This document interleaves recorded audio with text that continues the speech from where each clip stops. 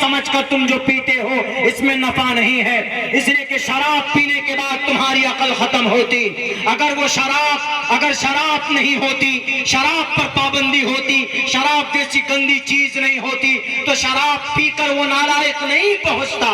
اور آج ایک ڈاکٹر بیٹی زندہ ہوتی اور اگر حدیث پر عمل کیا جاتا، اگر اس عورت کے ساتھ، اس بچی کے ساتھ اس کا محرم ہوتا یا اس کا شوہر ہوتا یا اس کا بھائی ہوتا تو کسی کی ہمت نہیں تھی کہ اس بچی کو وہاں اکیلا اس کے اوپر کوئی ہاتھ ڈال پائے۔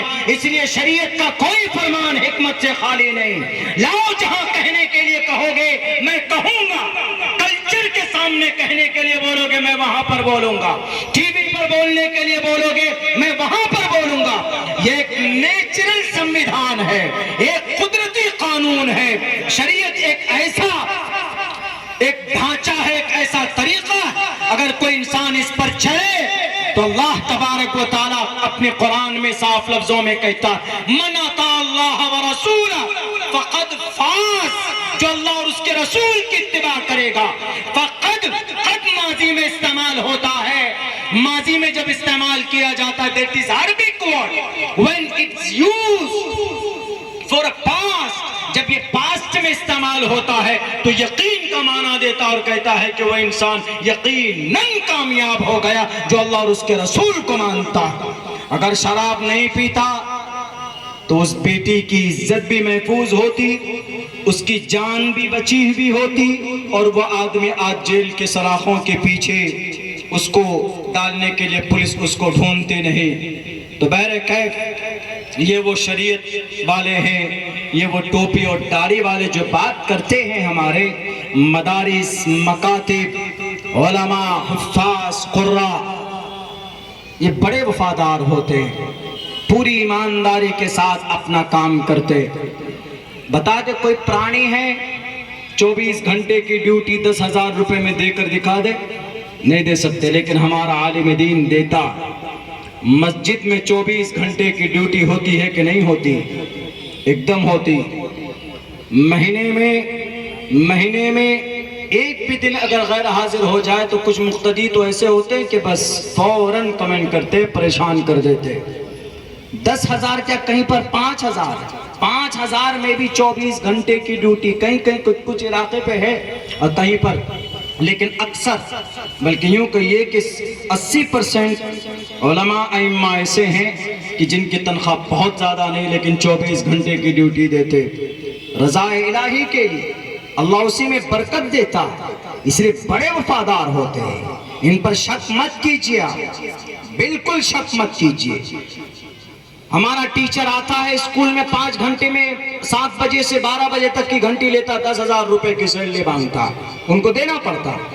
5 گھنٹے میں صرف 5 گھنٹے ان کو پڑھانا ہے، وہ بھی کیا سائنس میتھ وغیرہ پڑھا کے چلے جانا ہے۔ 10,000 روپے دیں گے تو آپ کو اچھی ٹیچر ملے گی 5 گھنٹے ٹیوشن پڑھانے کے لیے۔ یہ بہت سستی فیس ہے سمجھیے، ورنہ 25 ہزار روپے چارج کرتے ہیں۔ یہ ہمارے علماء ہی ہے کہ جو مل جائے یہ اسی پر صبر کرتے ہیں اور اسی کے اوپر خوش رہتے ہیں، اور کچھ نہیں ان کا مقصد ہوتا۔ اور اسی مقدس جماعت کی محنت کی وجہ سے یہ دیش آزاد ہوا۔ بے شک، بہت خوب۔ یہ بزدل نہیں ہوتے، ایسا نہیں کہ ڈرپوک ہوتے، یہ ڈرتے نہیں ہیں۔ اس لیے کہ اٹھاؤ تاریخ برطانیہ کے ایک جاسوس مسٹر ہمفرے، وہ کیا کہتا ہے؟ مسٹر ہمفرے کہتا ہے کہ ہمیں اس ملک ہندوستان میں سب سے زیادہ اگر کسی سے ڈر لگتا ہے، کیا بات، سب سے زیادہ ڈر اگر کسی سے لگتا ہے تو ان علماء کرام سے لگتا ہے۔ آگے وجہ لکھتا ہے کیوں؟ اس لیے کہ یہ اپنے ملک کے تئیں اتنے بڑے وفادار اور اتنے زیادہ متشدد، یہ لفظ استعمال کیا، اتنے زیادہ متشدد ہیں کہ اپنے موقف سے 1 انچ پیچھے ہٹنے کے لیے تیار نہیں، ماشاءاللہ۔ اور ہر تیسرے دن میدان میں نظر آتے ہیں۔ ایسا نہیں کہ بولتے نہیں، ہر تیسرے دن میدان میں اگر کوئی نظر آتا ہے تو یہ عالم دین علماء کرام کی جماعت نظر آتی۔ یہ میری کوئی اپنی طرف کی بات نہیں، مسٹر ہمفرے برطانوی جاسوس لکھتا ہے اپنی کتاب میں، علماء کو شک کی نگاہ سے دیکھنے والوں، دیکھو ان علماء کرام کو، موٹے کپڑے پہنتے ہیں لیکن جب تلوار اٹھاتے ہیں تو تلوار کے اندر بجلی جیسی طاقت پیدا ہوتی۔ اٹھاؤ 1857 کی جنگ آزادی کی لڑائی شاملی کے میدان میں، کمزور تھے، بہت پتلے تھے مولانا قاسم نا، بلکہ 39 سال کی عمر میں اس دنیا سے چلے گئے، بہت ناٹے قد کے تھے، بالمقابل مولانا عبدالرشید گنگوہی کے یہ دونوں ساتھی تھے، لیکن ان میں زیادہ شارپ اور زیادہ تیز مولانا قاسم نانوتوی رحمت اللہ علیہ تھے۔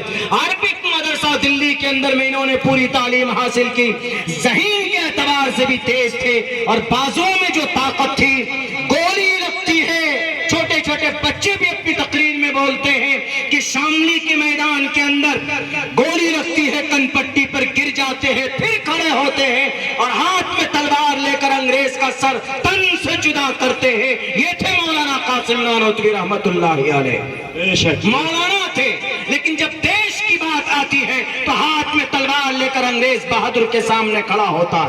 دکھاؤ کوئی دوسری پرانی کوئی دوسری جماعت، کوئی نہیں تھے، اپنے گھروں میں بیٹھے ہوئے تھے، تمہاری نسل اس وقت پیدا نہیں ہوئی تھی۔ آج جو بڑے نعرے لگاتے ہو دنیا کے اندر کہ ہمارا ہے سب کچھ، ہمارا ہے سب کچھ ہمارا ہے، بھلے جنہوں نے قربانی پیش کی ہے ان کے بچے آج بھی اسی وفاداری کے ساتھ اس دیش کو آگے ترقی دینے کے لیے ڈٹے ہوئے، ان کے بچے آج بھی محنت کرتے ہیں۔ اسی لیے میں قسم کھا کر یہ بات کہنے کے لیے تیار ہوں، اگر دوبارہ اس دیش کو سونے کی چڑیا بنانا ہے تو تعلیم کے ذریعے سے، ایمانداری کے ذریعے سے، محنت اور پیار کے ذریعے سے، محبت کے ذریعے سے کام کرو، انشاءاللہ پھر سے یہ دیش ہمارا سونے کی چڑیا کہلائے گا، اس لیے کہ اس کے اندر ایسے ایسے لوگ موجود ہیں، ایسے ایسی ذہانت موجود ہے۔ انشاءاللہ doctor A P J Abdul Kalam 5 targeted missile بنا کر دیتا، انگریز کہتا ہے کہ ایسا ذہن کہاں سے لائے ہو،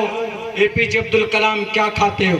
انہوں نے کہا کیا کھاتے ہو، میرا تو اپنا خود کا گھر بھی نہیں ہے، میں تو ایک صندوق لے کر آیا ہوں دلی، اس میں تھوڑے کپڑے ہیں، کچھ کتابیں ہیں، بتائیے کیا کام ہے؟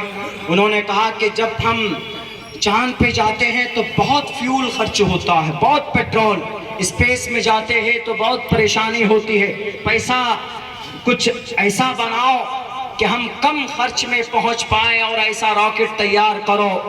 اگر عبداللہ سالم جھوٹ بولتا ہے تو میری زبان کو آپ پکڑ کر کاٹ دیجئے۔ کیا کہتا ہے ڈاکٹر اے پی جے عبدالکلام؟ کہتا ہے کہ صبر کیجئے، I'll try my level best، میں کوشش کرتا ہوں۔ دنیا جانتی ہے کہ بھارت کو کم پیسوں میں مارس تک کا راکٹ لانچ کرنے والا اگر کوئی سائنسداں ہے تو اس کا نام ڈاکٹر اے پی جے عبدالکلام۔ ماشاءاللہ ماشاءاللہ، بہت خوب۔ ایسے ایسے ذہین ہے ہمارے ملک ہندوستان میں، ان کو نکھارنے کی ضرورت ہے، نکھارنے کی ضرورت ہے۔ یہ نہیں کہ یہ جگہ ہماری، یہ مندر ہمارا، یہ مسجد تمہاری نہیں ہے، یہ گھر ہمارا نہیں ہے، وہ گھر تمہارا کیوں ہے وہاں پہ؟ کیا ہے بھائی؟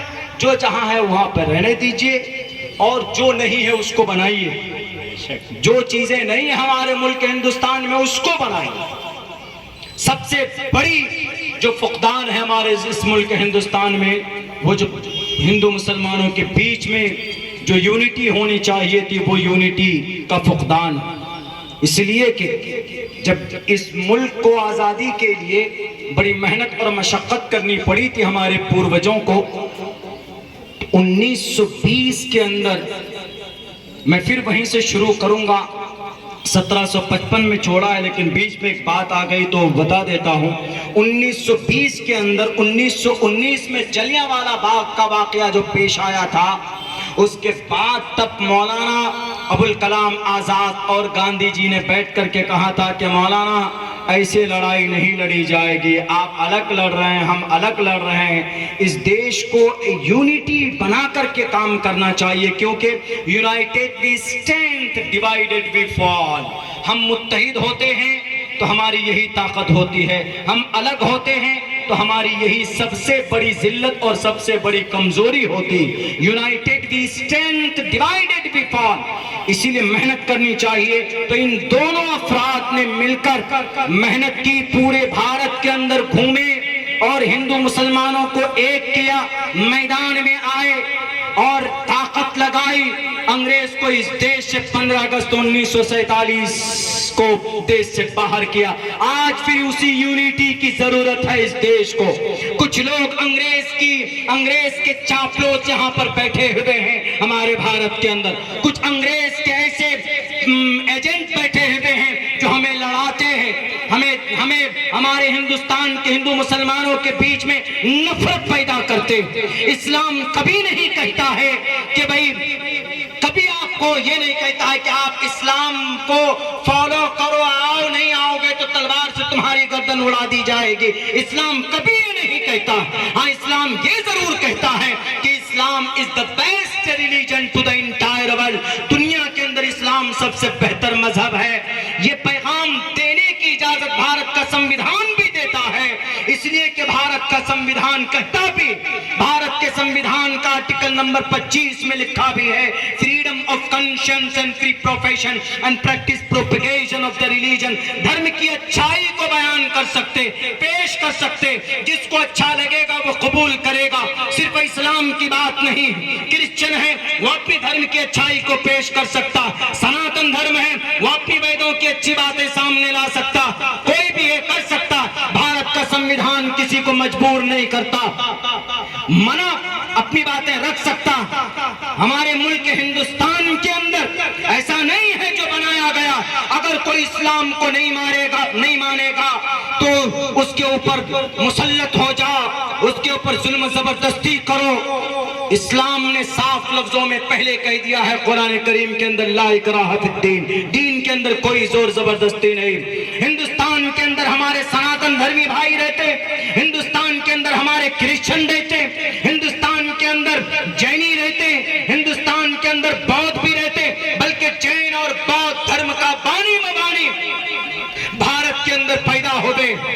گوتم بدھ سدھارتھ، بدھزموں کا سردار، بدھزموں کا خدا گوتم بدھ سدھارتھ، ان کو خدا بھگوان بنایا گیا، بھارت کے اندر پیدا ہوئے۔ گیا کی سرزمین دھرتی، گیا بودھ، گیا بہار کے اندر پڑتا ہے یہ علاقہ، وہاں پیدا ہوئے۔ وردمان مہاویر جینی دھرم کے بانی مبانی، وردمان مہاویر جین سوامی مہاراشٹر کے اندر پیدا ہوئے، جن کو جینی بھائیوں نے ان کو بھگوان مانا۔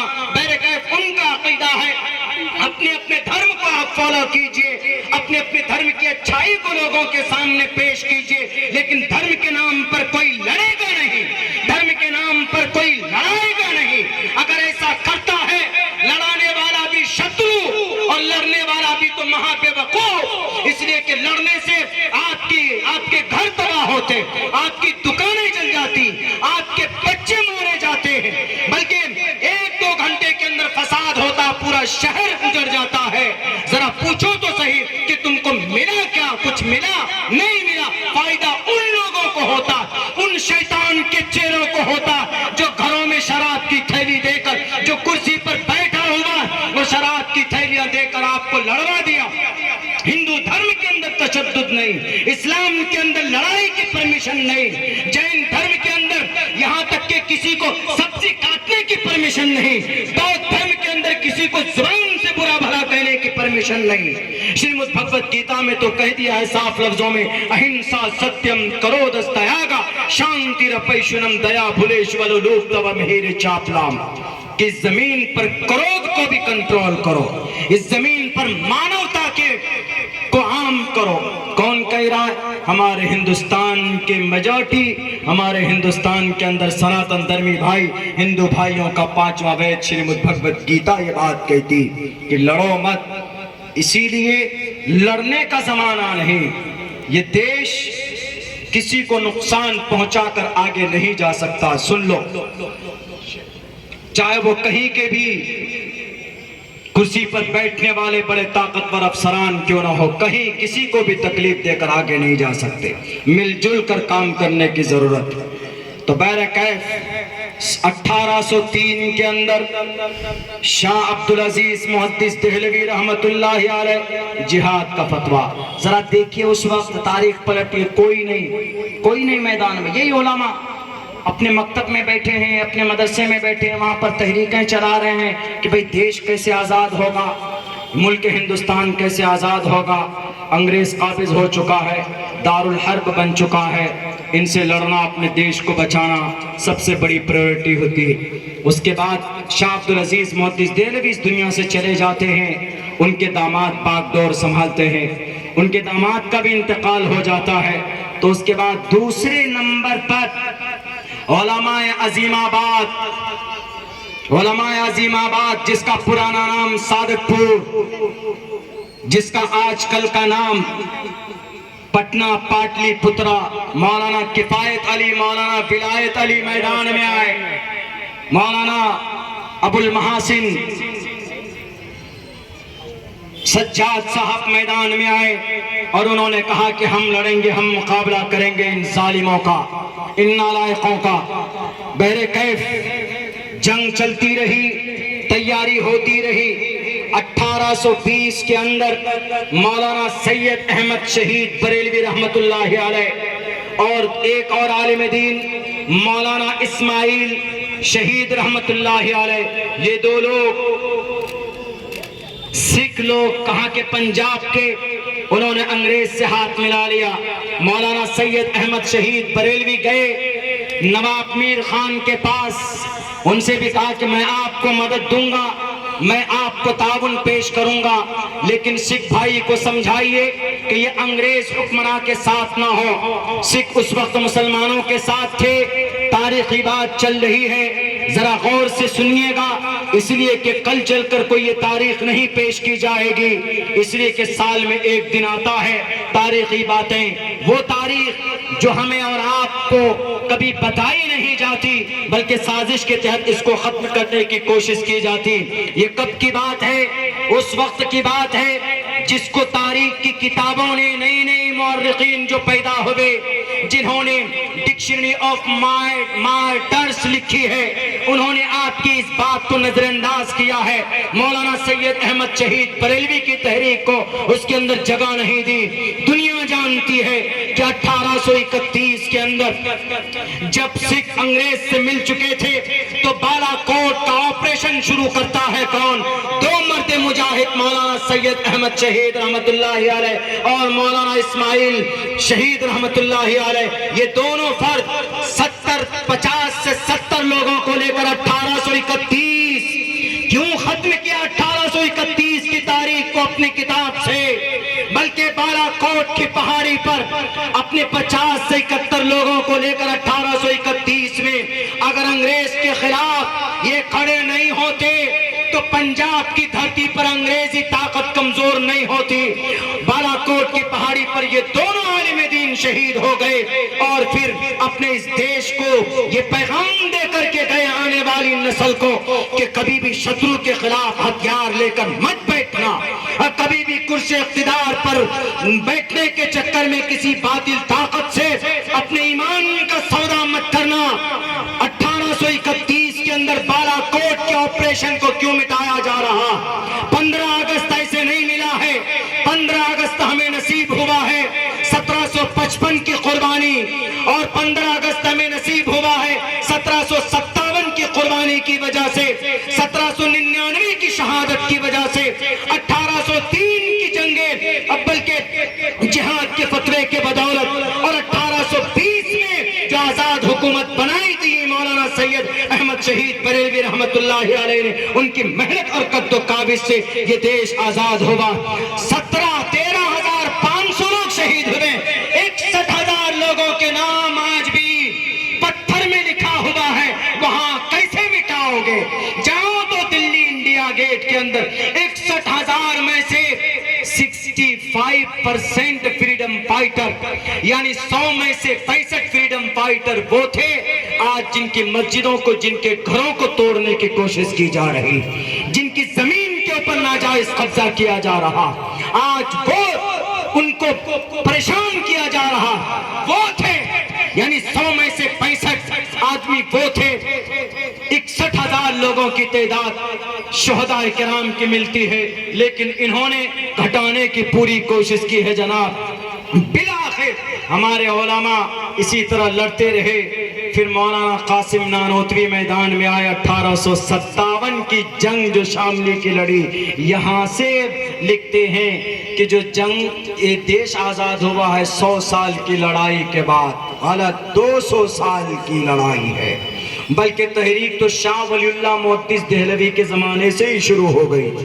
شاہ ولی اللہ محدث دہلوی نے پہلے ہی کہہ دیا تھا کہ نہیں، اس دیش کے اندر انگریزوں سے مقابلہ کرنا بہت ضروری ہے۔ وہ اس وقت کے بادشاہوں سے، اس وقت کے بڑے بڑے لوگوں سے جا کر ملنے لگتے تھے۔ یہ ساری قربانیاں ہمارے علماء کرام کی رہی۔ 1857 کے بعد چرچت جنگ ہوتی، لڑائیاں ہوتی۔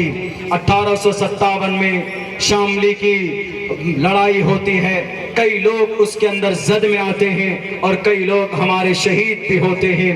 میرے بھائیوں، ہوتے ہوتے پھر بات آتی ہے کہاں کی، یہ 1800 کا زمانہ گزر جاتا ہے، 1912 کا زمانہ آتا۔ یہی 1866 میں دارالعلوم دیوبند کی بنیاد رکھی گئی تھی۔ 1866 کے اندر یاد رکھیے گا، دارالعلوم دیوبند کی بنیاد آج جو وہاں پر تحقیقیں چل رہی ہے، کرنے والے کرے تحقیق، ان کو ادھیکار ہے، لیکن اللہ کی طرف سے غیبی الہامی مدرسہ ہے وہ۔ جناب محمد الرسول اللہ کے دست مبارک سے ان کی نشانات قدم پر اس کی بنیاد رکھی گئی ہے۔ دارالعلوم دیوبند میں بڑا سے بڑا انٹیلیجنٹ کو بھیج دیجئے، ان کا ایڈمیشن نہیں ہوتا، اور کبھی کبھی ایسا ہوتا ہے کہ کن ذہن اسٹوڈنٹ جاتا ہے، اس کا ایڈمیشن اور داخلہ ہو جاتا ہے۔ مفتی سعید احمد صاحب پالن پوری رحمت اللہ علیہ بتاتے تھے، کسی نے سوال کیا کہ حضرت اتنی محنت کرنے کے بعد بھی ایک کن ذہن، ایک بڑا شارپ مائنڈ بچہ، اس کا داخلہ نہیں ہوتا ہے، اور کبھی کبھی ایسا ہوتا ہے کہ ایک کن ذہن بچہ بھی جاتا ہے تو اس کا ایڈمیشن ہو جاتا، اس کا داخلہ ہو جاتا۔ وجہ کیا ہے؟ آپ لوگ کیسے کاپی چیک کرتے؟ تو حضرت مفتی سعید صاحب فرماتے تھے، انہوں نے بتایا بخاری کے درس میں، بخاری جلد اول کے میرے شیخ ہے، میرے استاذ محترم، انہوں نے کہا کہ دارالعلوم دیوبند میں جب ایگزام ہوتا، جب امتحان ہوتا، بچے محنت کرتے ہیں، پرچے لکھتے ہیں، جب کاپی جانچ ہوتی ہے تو ایک جگہ نہیں ہوتی، ایک کاپی 25 جگہ پر اس کی جانچ کی جاتی۔ اس کے بعد اس کے تقابلی ایک ٹیبل میز کے اوپر رکھا جاتا ہے، وہاں پر علماء کرام دانشوران بیٹھتے ہیں دارالعلوم دیوبند کے، وہاں پر پھر کاپی اٹھائی جاتی ہے، جس کے مقدر میں ہوتا وہ جو خواب دیکھا تھا، جنہوں نے دودھ پیا لائن میں کھڑے ہو کر، ان سب کا داخلہ وہاں پر ہونا۔ ورنہ دنیا کا یہ یونائٹڈ نیشن کا بھی چیف اگر ریکمینڈ کرے گا، سفارش کرے گا دارالعلوم دیوبند میں اس بچے کا داخلہ لے لیجئے، پہلے نظام ہوتا ہوگا لیکن اب وہ ختم کر دیا گیا، وہاں پر بڑے سے بڑے لوگوں کے سفارش نہیں چلتے، لیکن وہاں پر اس حساب سے، الہامی حساب سے وہاں پر بچوں کا داخلہ لیا جاتا ہے۔ پیسے کہاں سے آتے ہیں؟ اناج گندم کہاں سے آتا ہے؟ مولانا عبدالخالق مدراسی ابھی دارالعلوم دیوبند کے نائب محتمم غالباً ہیں وہ، ان سے ہم نے پوچھا شمائل ترمذی میں کہ حضرت کروڑوں روپے کا بجٹ ہے، پیسہ کہاں سے آتا ہے؟ انہوں نے کہا کہ اللہ کا ادارہ ہے، اللہ کی شریعت سمجھائی جاتی ہے، اس کو چلانا اللہ کا کام ہے، اور پھر دارالعلوم کے اکاؤنٹ میں دارالعلوم کے پاس کتنا پیسہ ہے، کتنی آمدنی ہے اور کتنے ایکسپینس ہوتے، یہ دارالعلوم کو خود معلوم نہیں ہے۔ جس کو سروے کرنا ہے کر لو جا کر، جس ٹی ایم کو بھیجنا ہے بھیج لو جا کر، اس لیے کہ یہ خدا کا مدرسہ ہے، یہ اللہ کا مدرسہ ہے۔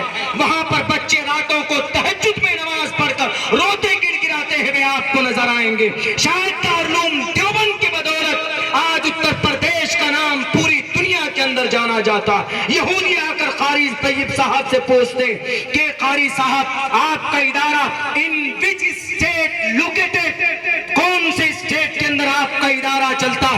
دارالعلوم دیوبند آپ کا بستہ۔ انہوں نے کہا کہ اتر پردیش میں ادارہ Darul Uloom Deoband that is located in Uttar Pradesh. Uttar Pradesh کے اندر ہمارا ادارہ چلتا، کہا اتر پردیش میں میں دیکھنے کے لیے آؤں گا۔ وہ یہودی آتا ہے دیکھنے کے لیے، یہودی ہر چیز کے اوپر تحقیق کرتے، یہودی ہر چیز کے اوپر زمینی سطح پر اس کا جانچ کرتے، صرف زبانی فائرنگ نہیں ہوتی، صرف میڈیا والوں کی خبر کے اوپر کوئی کارروائی نہیں ہوتی، یہ تو دلال ہے، یہ بےمان ہے، یہ زمین فروش ہے، ہمارے اس دیش کو کھوکھلا کرنے میں ان کا بہت بڑا کردار ہے۔ اگر یہ دیش اپنی کمزوری کی داستان لکھے، اس کی تاریخ لکھی جائے تو اس کے اندر ایک بڑا ہاتھ کسی کا ہوگا، تو چوتھے استمبھ بھارت کے ہمارے اس ملک ہندوستان کا جو چوتھا پلر میڈیا والے ہیں، ان کا بھی نام شامل ہوگا اس دیش کو کمزور کرنے میں۔ تو وہ آئے یہودیوں نے، یہودی کی ایک خاص ایک نیچر ہے، وہ کسی بات کو یوں ہی نہیں لکھتے، بھلے ہی وہ مغضوب علیہم والضالین ہے، مانتا ہوں اس بات کو، والضالین ہے۔ دنیا کے اندر اللہ تبارک و تعالیٰ نے ان کے لیے قرآن کریم کے اندر کہا کہ بھی قیامت تک ان کے ماتھے پر مہر، ضربت علیہم الذلۃ والمسکنہ ہے، مانتے ہیں اس بات کو۔ یہی وجہ ہے کہ پچھلے 2000 سال تک ان کو کوئی جگہ نہیں ملی رہنے کے لیے۔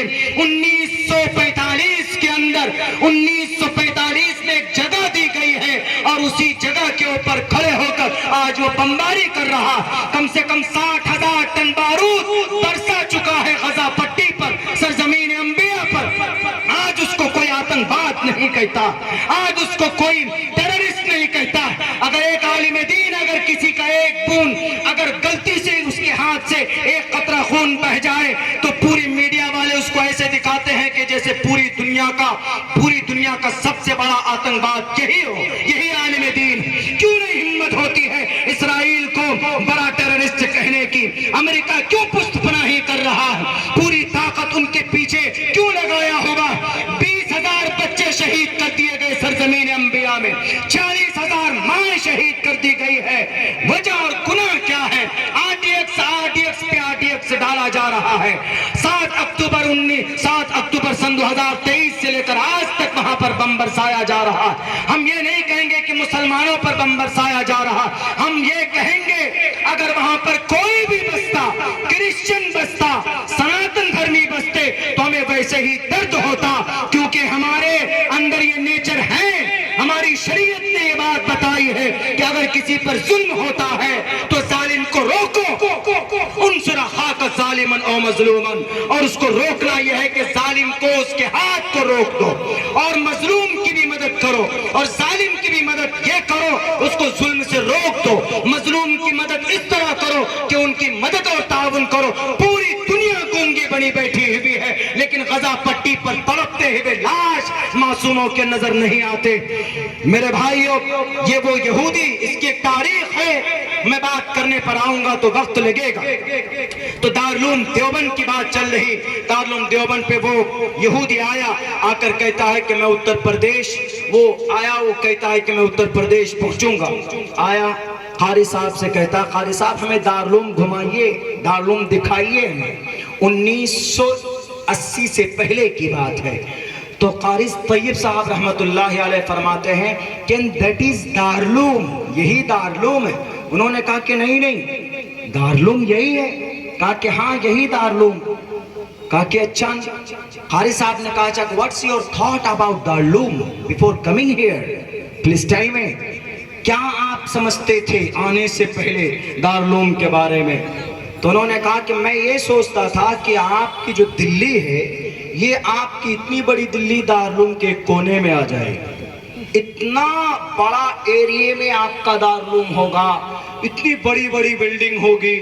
تو قاری صاحب نے مسکرا کر کے کہا، قاری طیب صاحب نے کہا کہ مسٹر جوڈائزم، خیر ان کا تو نام لے کر کہا ہوگا، مجھے نام یاد نہیں اس لیے جوڈائزم یہودی کو بولتے۔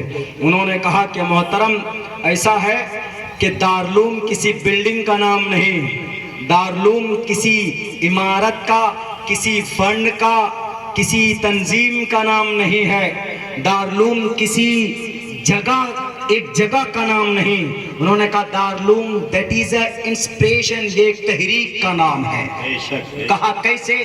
کہا کہ اوسلو نوروے جائے، اوسلو کی راجدھانی شاید نوروے ہے یا نوروے کی راجدھانی اوسلو ہے، میں کنفیوز ہو رہا۔ تو وہاں پر 6 مہینے تک دن، 6 مہینے تک رات، وہاں پر قاری صاحب نے کہا وہاں جاؤ، وہاں پر مسجد میں اگر کوئی امام ملے گا تو اس امام کو کرید کرید کر دیکھنا، تو وہاں پر بھی آپ کو دارالعلوم دیوبند نظر آئے گا، اس کو دارالعلوم کہتے ہیں۔ دارالعلوم اتنا بڑا، اسی لیے جو لوگ، جو دنیا کے لوگ دارالعلوم کے اوپر جن کو شک ہے، دارالعلوم دیوبند کی بنیاد ہی اس لیے رکھی گئی تھی تاکہ اس دو بڑے مقاصد تھے، دو بڑے مقاصد تھے دارالعلوم دیوبند کی بنیاد کی۔ ایک مقصد یہ تھا مولانا قاسم نانوتوی رحمۃ اللہ علیہ کا کہ بھئی ہماری جو شریعت ہے، ہمارا جو قرآن ہے، اس کی حفاظت ہو، اور یہاں دارالعلوم میں مجاہد ہندوستان انگریز کے خلاف جنگ میں تیار، جنگ میں ان کے خلاف میدان میں لڑائی کے لیے ہمارے بچے پیدا ہوں، ہمارے افراد پیدا ہوں، یہ دو اغراض و مقاصد دارالعلوم دیوبند کے بنیادی تھے۔ دارالعلوم اور اس پر عمل کیا ہے الحمدللہ ہمارے فضلاء دارالعلوم دیوبند۔ اگر یہ مقصد نہیں ہوتی، اگر یہ نیت نہیں ہوتی تو 1912 کے اندر ایک تاریخ یہاں سے بتاتا ہوں، سنو، اگر تمہارے کان میں طاقت ہے، اگر یقیناً تم سننا چاہتے ہو کہ دارالعلوم کی کیا، وہ آپ سے نہیں اور لوگوں سے کہنا چاہتا ہوں، دارالعلوم دیوبند،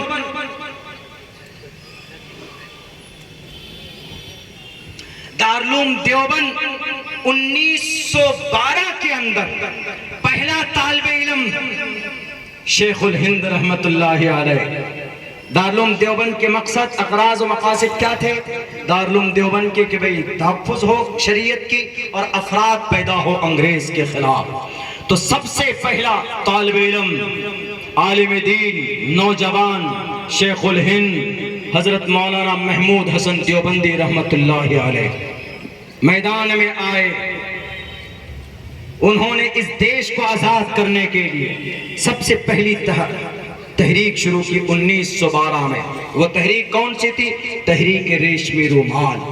اس تحریک کے بانی شیخ الہند پہلا طالب علم، اور ان کے ساتھ اس تحریک کو مضبوط کرنے کے لیے مولانا عبید اللہ سندھی، مولانا عبید اللہ سندھی باہر سفر میں چلے گئے، ترکی بھیج دیا، افغانستان بھیج دیا، حجاز چلے گئے تاکہ وہاں سے مدد طلب کریں ہمارے اس ملک ہندوستان کو آزاد کرانے کے لیے، انگریز کو بھگانے کے لیے۔ کیا قربانی نہیں دی ہے ہمارے علماء نے۔ مولانا شیخ الہند رحمت اللہ علیہ خود سفر پر نکل گئے، چلے گئے کہاں؟ حجاز چلے گئے کہ اس تحریک کو ہم مضبوط کریں۔ حجاز مقدس میں 2 سال تک رہے، لیکن مولانا عبید اللہ سندھی خط لکھتے تھے کہ بھئی ہم نے یہ کام کیا، ہم نے یہ کام کیا۔ وہ خطوط پکڑ لیے برطانوی سامراج، ان کے جاسوسوں نے، اور انہوں نے دیکھا کہ اچھا دیش کو آزاد کرانے کے لیے دیش سے باہر تحریک چل رہی ہے۔ کون ہے شیخ الہند؟ پکڑو۔ حجاز مقدس میں اس وقت کا ایک بڑا نام کیا؟ شریف حسین، سعودی بادشاہ، سعودی حکمران شریف حسین، وہ انگریز سے ملا ہوا۔ انہوں نے کہا کہ آؤ شیخ الہند کو میں آپ کے حوالے کرتا، اس لیے کہ وہ تحریک ریشمی رومال اور یہ بھارت کو آزاد کرانے کے خلاف تھا، تحریک ریشمی رومال کے خلاف تھا، دارالعلوم دیوبند کے خلاف تھا۔ اس دیش کو آزاد کرانے کے لیے جو بھی تحریک تھی وہ سب کا مخالف تھا۔ شریف حسین اس بادشاہ نے، اس فرمانروا نے کہا مولانا حسین، مولانا شیخ الہند مولانا محمود حسن صاحب گرفتار کر لیے گئے، اور وہاں سے پھر 1916 کی بات ہے گرفتاری کی، 1916 میں گرفتار کیے جاتے، 1917 کو ان کو بھیج دیا جاتا ہے کہاں؟ جزیرہ انڈمان یعنی مالٹا کے قید میں ڈال دیے جاتے۔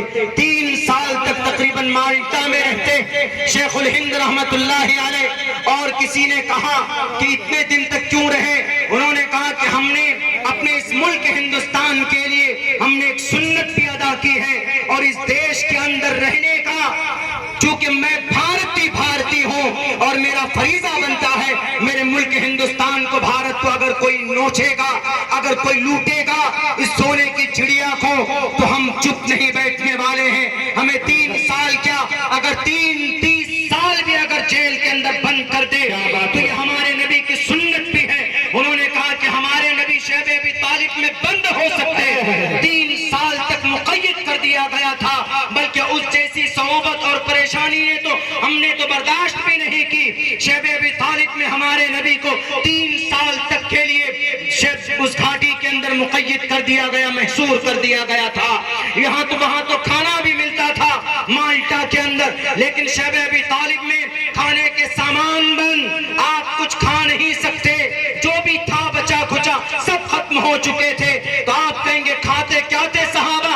درخت کے چھالے چبا کر، پتے چبا چبا کر زندگی گزارتے تھے۔ ماں کے تھن میں دودھ نہیں، ان کے چھاتیوں میں سینے میں دودھ نہیں تھا کہ معصوم بچوں کے بلکتے ہوئے بچے کے حلق میں اتار دیں، بچے مرتے تھے، ماں اپنے بچوں کی طرف کو دیکھ کر برداشت نہیں ہوتی، خود مر جانا چاہتی تھی۔ ایسی زندگی ہم نے اس طرح کے حالات تو ہم نے ہمارے سامنے آئے بھی نہیں، اس لیے سنت رسول اللہ سمجھ کر، یعنی ایک ہی زندگی کے لمحے میں سنت کی بھی دہائی دے رہے ہیں کہ اگر سنت پر کوئی عمل تعمل کرتا ہے تو عالم دین ہوتا ہے، اگر دیش کی مٹی کی آبرو کے لیے اگر کوئی لڑتا ہے تو عالم دین ہوتا ہے، اگر دونوں کا مجمع دیکھنا ہو تو کوئی اور نہیں بلکہ شیخ الہند مولانا محمود حسن رحمت اللہ علیہ کی زندگی کو اٹھا کر کے دیکھیں۔ بہت ماشاءاللہ، گرو محسوس کرتے تھے وہ۔ آج اسی جگہ کو کہا جاتا ہے کہ نہیں، وہاں پر کچھ لوگ کہتے ہیں، کچھ لوگوں کو شک ہے دنیا میں، کہتے ہیں کہ نہیں وہاں آتنکواد بن کے نکلتا ہے۔ آتنکواد نہیں، وہاں سے فریڈم فائٹر بن کر نکلتا ہے، کیا بات ہے، سوتنتر سینانی بن کر نکلتا ہے۔ کیا بات ہے بھائی، بے شک۔ ان کے ایک اور شاگرد ہیں، ایک اور شاگرد جنہوں نے انگریز کے پسینے چھوڑا دیے تھے، شیخ الاسلام حسین احمد مدنی رحمت اللہ علیہ۔ جب نکلی جیل سے باہر نکلے، حضرت کیا دیا ہے میں پڑھ لوں،